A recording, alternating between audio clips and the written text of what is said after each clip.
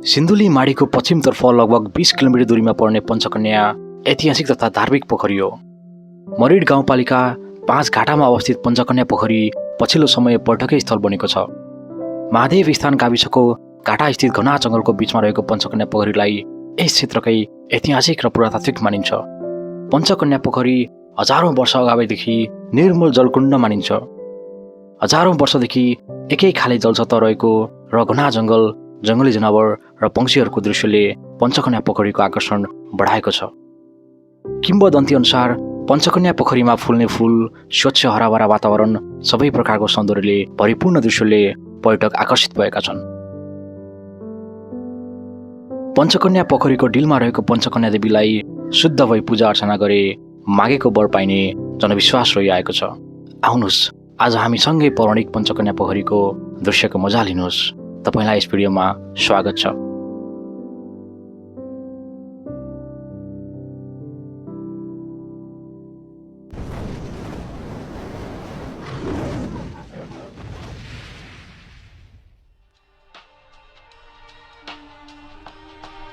हाम्रो यात्राको सुरुवात मदन भण्डारी लोकमार्गलाई छोडेर हुन्छ। यहाँ पुग्नको लागि हाल कच्ची सडकको यात्रा पार गर्नुपर्ने हुन्छ। बर्खाको समय भएको कारण ठाउँ ठाउँमा पानी जमेकोले यात्रा गर्दा थोरै कठिनाइ भने भइरहेको थियो।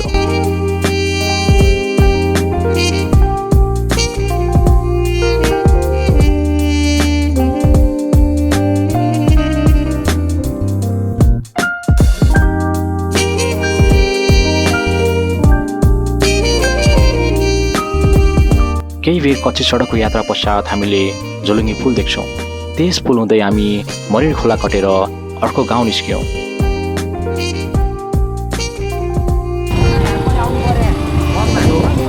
पोखरी जाने बाटो हेर्नु त।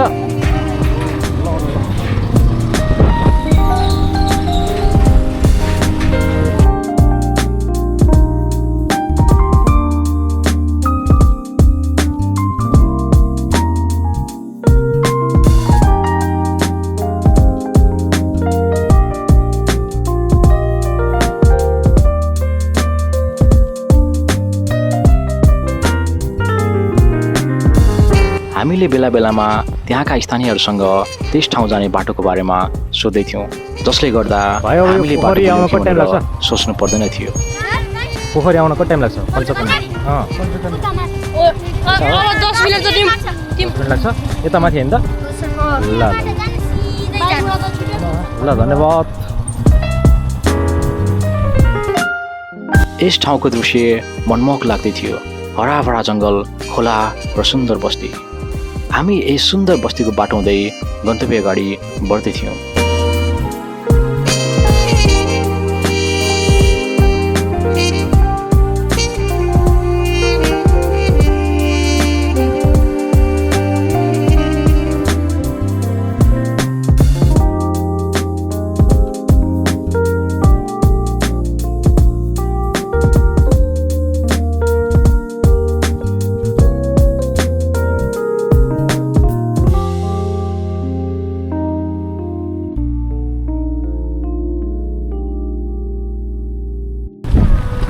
पञ्चकन्या पोखरी यही हेर्नु त बाटो।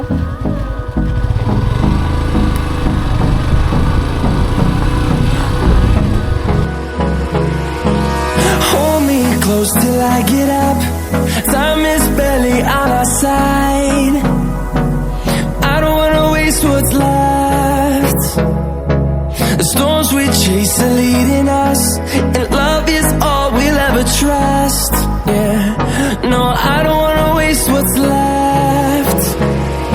And on we'll go, through the wastelands, through the highways, till my shadow turns to sun rays. And on we'll go, through the wastelands, through the highways, and on we'll go. केही बेरको यात्रापछि हामी पञ्चकन्या पोखरी भएको स्थानमा पुग्छौँ। यहाँ निर्माणको कामहरू भइरहेको थियो। यस ठाउँको जगेर्ना गर्न र पर्यटक भित्राई आर्थिक लाभ गरी विकासको बाटोमा अघि बढ्न पिकनिक स्पटको पनि निर्माण हुँदै थियो।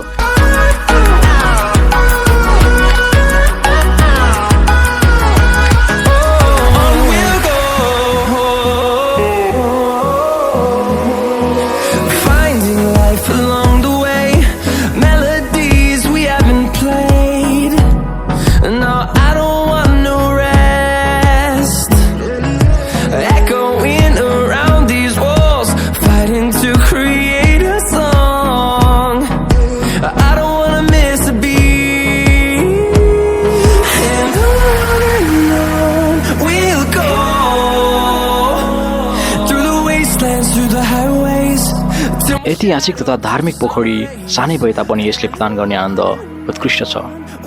पोखरीको छेउमा पञ्चकन्या मन्दिर रहेको छ। यहाँ बेला बेलामा मेला लाग्ने गर्छ। यहाँ वनभोज स्थल, शौचालय र खानेपानीको व्यवस्था गरिएको छ। सडक सञ्जाल सजिलो भएकोले एकै दिनमा घुमेर फर्कन सकिने भएकोले पनि पर्यटकीय स्थलको रूपमा विकास हुँदै गइरहेको छ। पोखरीको विशेषता भनेको 12 महिना उत्तिकै पानी हुनु र कमलको फुल फुल्नु हो। यो पोखरीबाट पानीको निकास हुँदैन।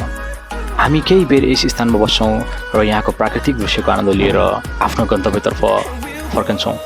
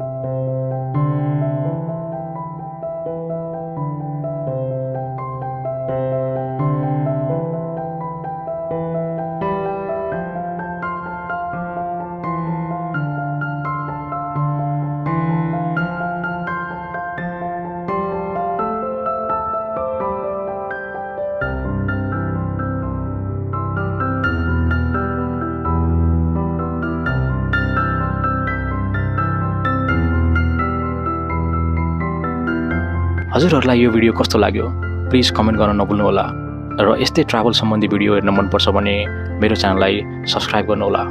See you all soon in another video soon. Until then, take care. Bye bye.